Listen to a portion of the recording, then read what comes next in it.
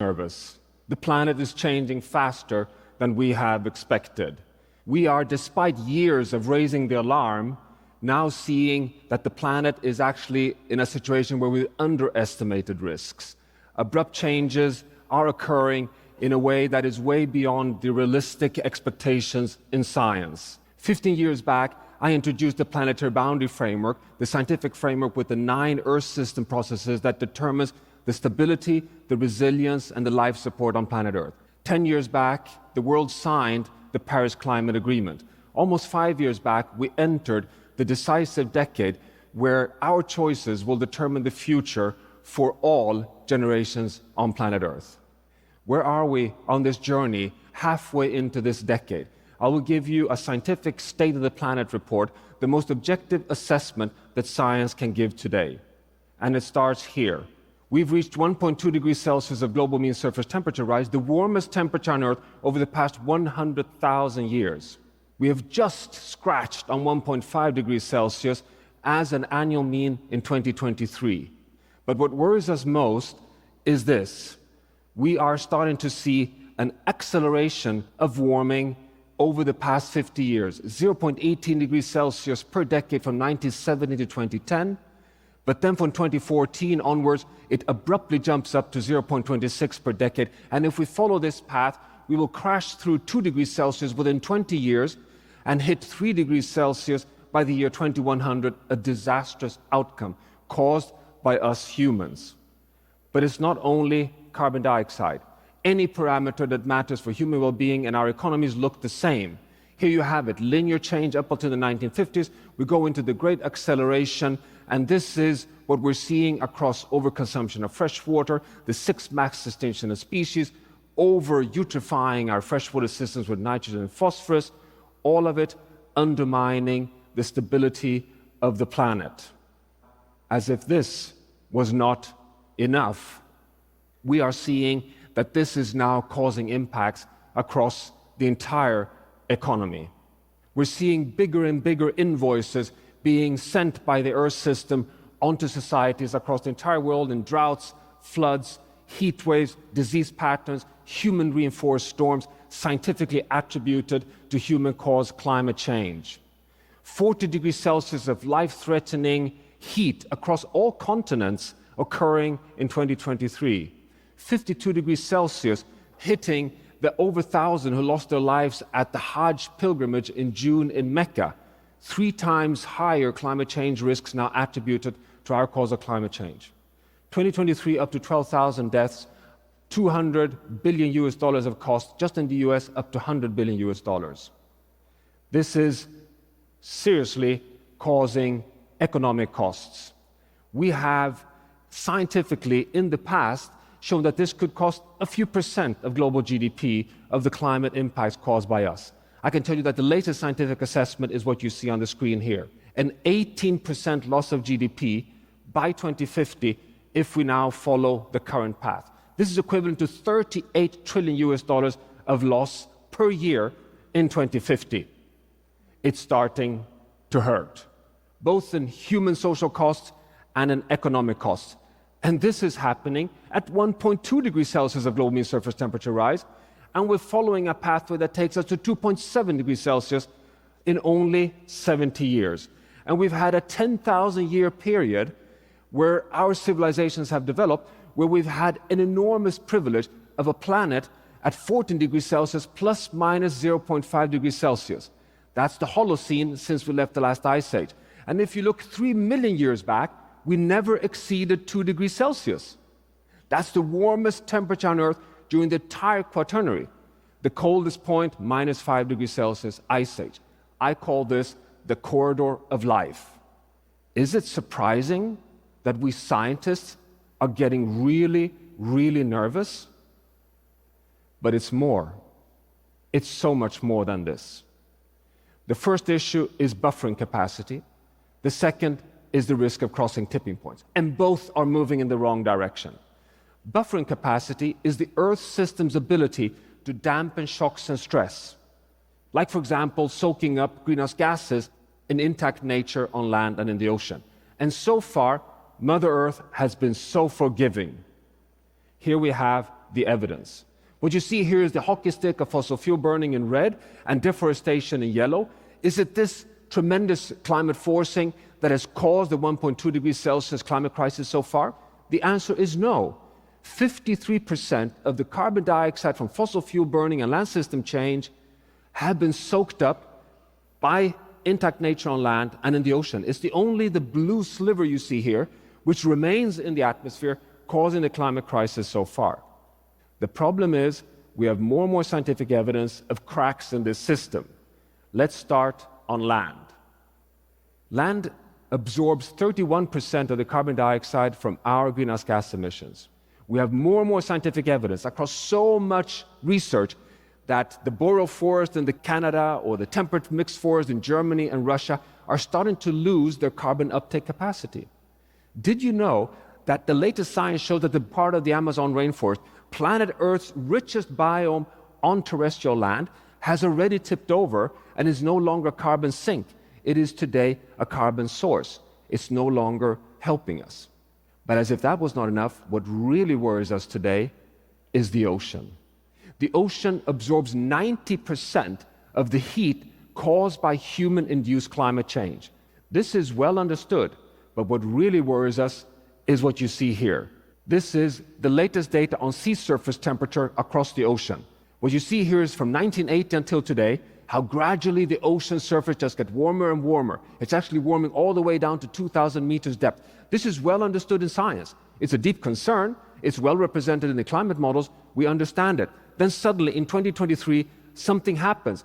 Temperatures just go completely off the charts, 0.4 degrees Celsius outside of the warmest temperature in previous years. What's happening?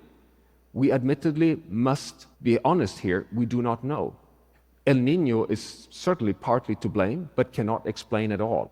2024, it just continues. What is happening? We do not know, but the candidate number one is the energy imbalance caused by us humans.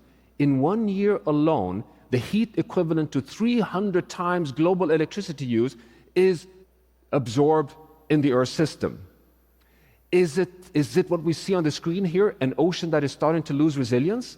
An ocean that is at risk of releasing heat to the atmosphere and self-amplifying warming? We do not know, but one thing is for certain, the ocean is sounding the alarm. Reasons for concern? Yes.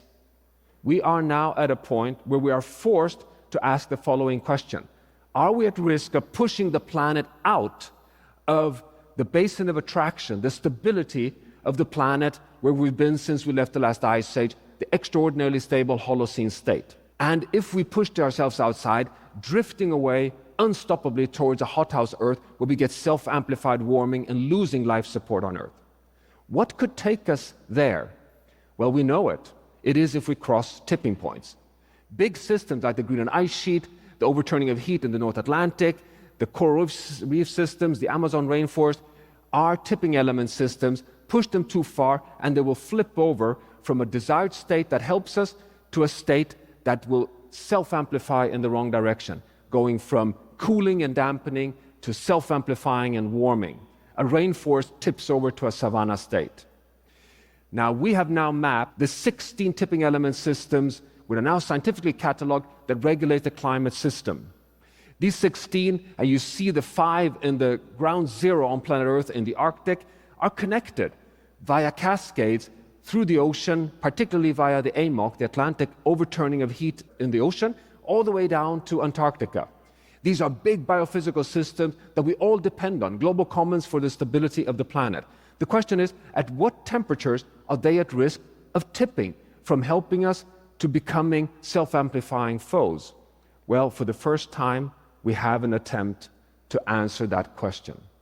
What you see here are the 16 tipping element systems on the y-axis, and in red you see the uncertainty range, the best estimates in science. Darker the red, the higher the risk of tipping. It's the temperature levels at which they're likely to cross the thresholds.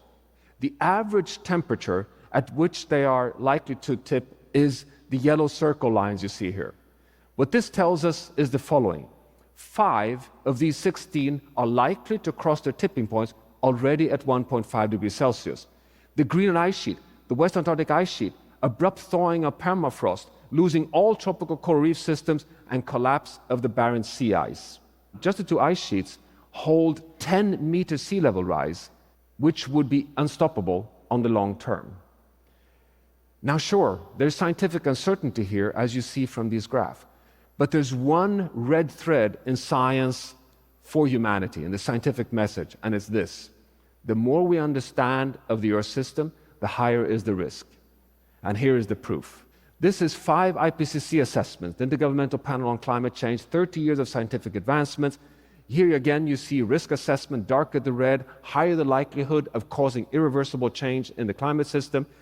30 years back, the risk was put at 5 degrees Celsius of tipping, and coming down to current state of science, the risk is set at 1.5 to 2 degrees Celsius.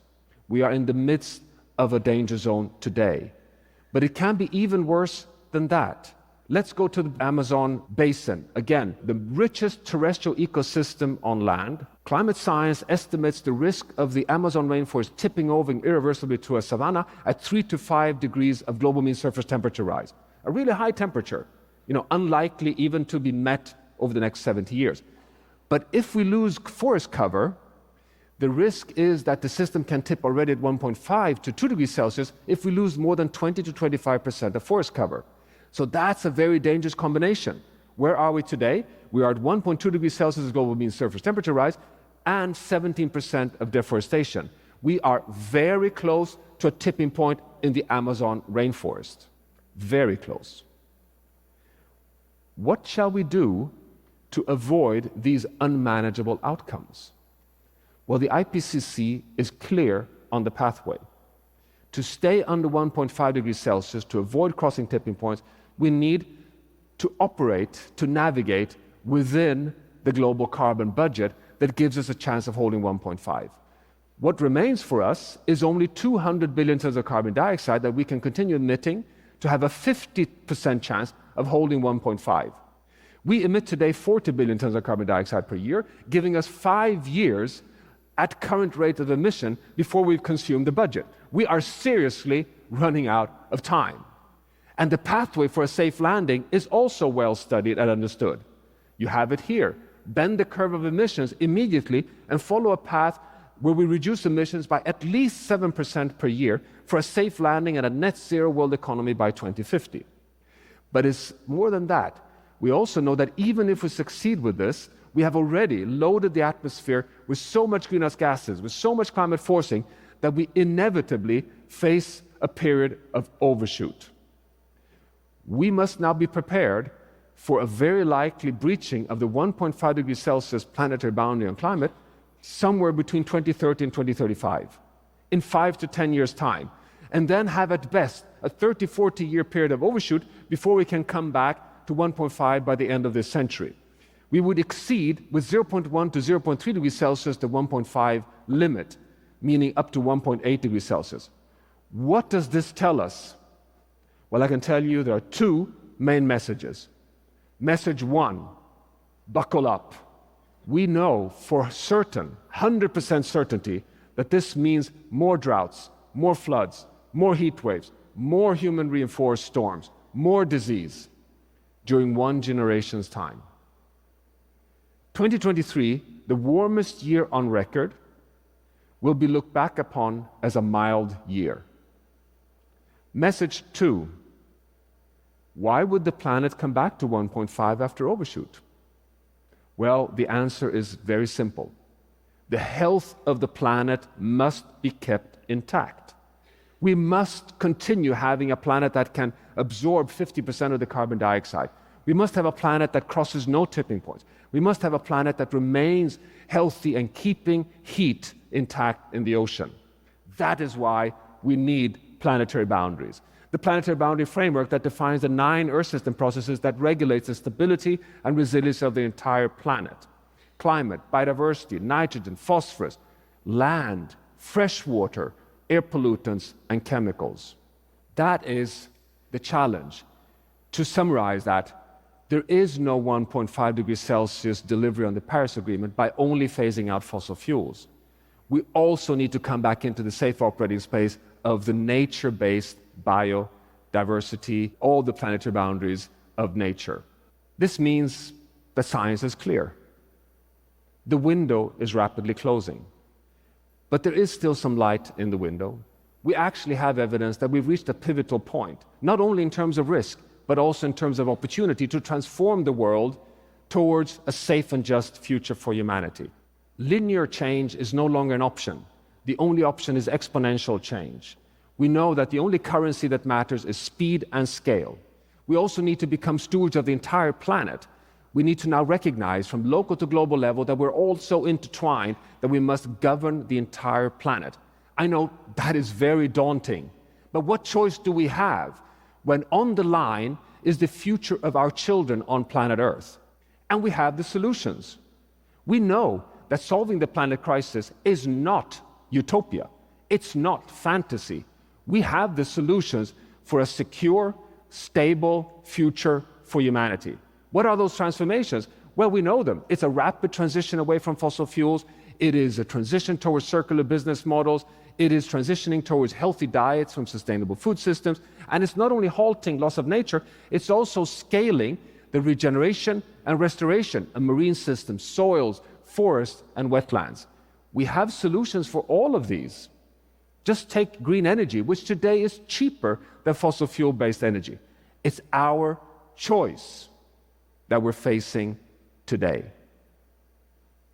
Now, I was nervous already in 2020 when we entered this decisive decade and had to cut global emissions by half by 2030. Halfway into this decade, the road is steeper than ever. It's steeper than ever. This is what really, really concerns us, that we have a situation where we now need to move so fast.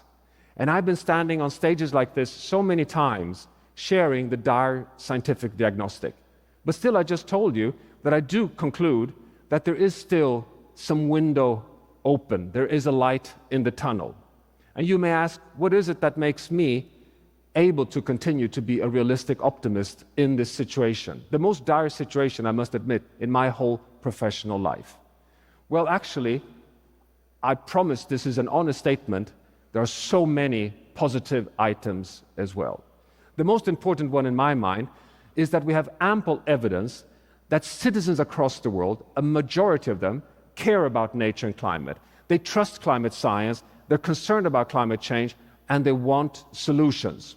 And the second key factor is that we have so much evidence today that the solutions are not only available, but if we implement them, we get a more healthy, stable, secure future